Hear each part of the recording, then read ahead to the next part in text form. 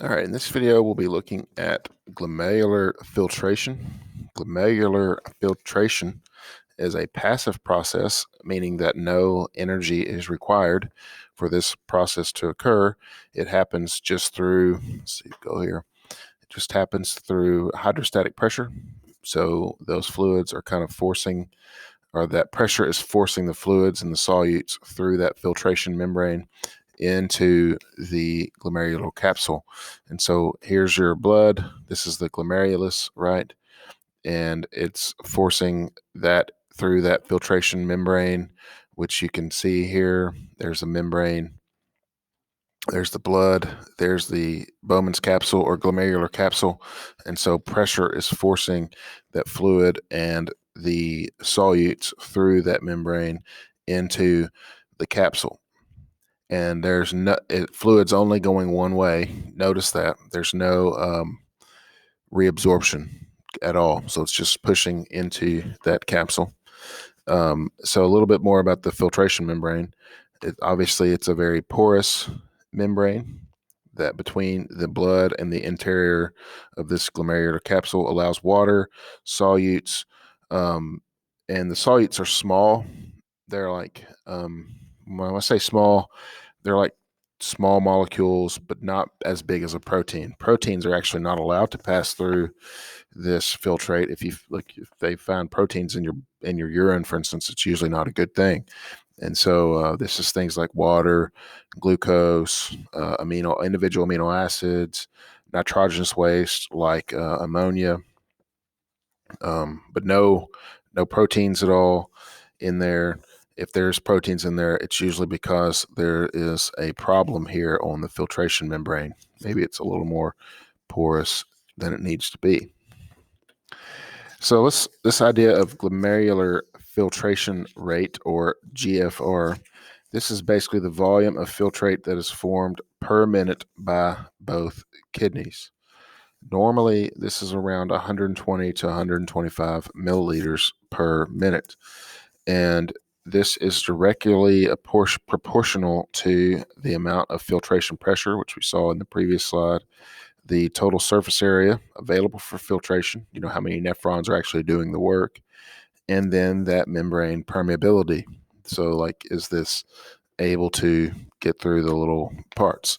And this shows you, that a normal, let's see, I have this picture, but we'll just look at this one. Is that even in English? It is. It's just really hard words. Okay. So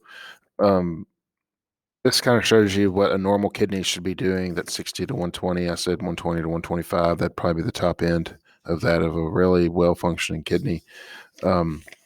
But this constant filtration rate is very important, as it allows the kidneys to make filtrate and maintain this extracellular homeostasis.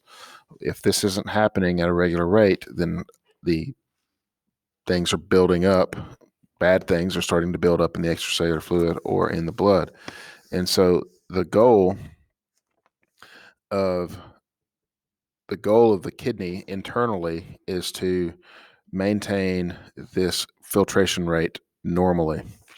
And this affects also, and so we'll go here to kind of show you a little bit more about this, because this filtration rate affects the blood pressure as a whole. Because think about it, if you increase the urine output, which means that you are getting rid of more water, that means there's less volume of blood, which is going to mean there's less blood pressure. And so if the more urine you're getting rid of, the lower your blood pressure will go. And so there are extrinsic controls of your kidneys. So you have an intrinsic control. I thought I had a picture of this. I don't. All right. So the kidney itself is controlling the filtration rate, but the extrinsic control, think the brain controlling the kidney, think the endocrine system controlling the kidney. Its purpose is to maintain blood pressure. And so if the brain senses blood pressure going up or down, it will tell the kidney to increase or decrease that filtration rate. All right. So a little bit more about those intrinsic and extrinsic controls before we move on.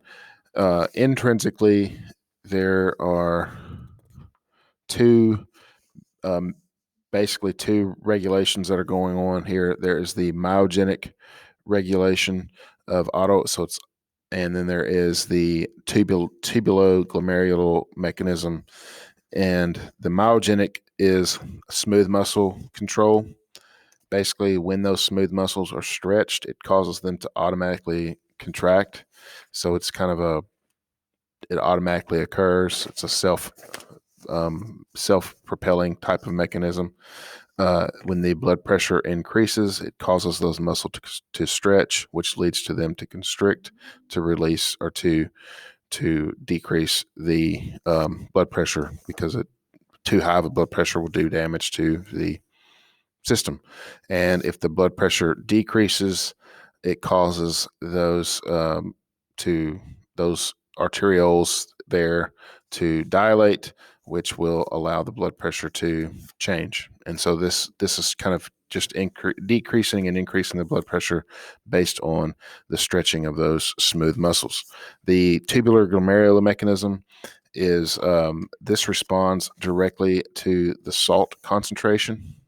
You can see that here in the blood or in the filtrate. And so if the salt concentration is lower, or if the filtration rate is lower, this allows time for more sodium to be reabsorbed, and we're going to talk about what that does in the next video, as we'll talk about the next stage of this. The extrinsic controls is neural, so all in your brain, or hormonal mechanisms. There's a couple of things here, and we could get into a whole deep thing, but we're not going to do that. Basically, the purpose again of the extrinsic controls is to control blood pressure. And so the extrinsic control, your brain, will actually take over the kidney's internal controls if it needs to do that. And one of the ways that it does this is this renin angiotensin aldosterone mechanism, or RAA mechanism. And it's a mechanism that is to get used to increase blood pressure.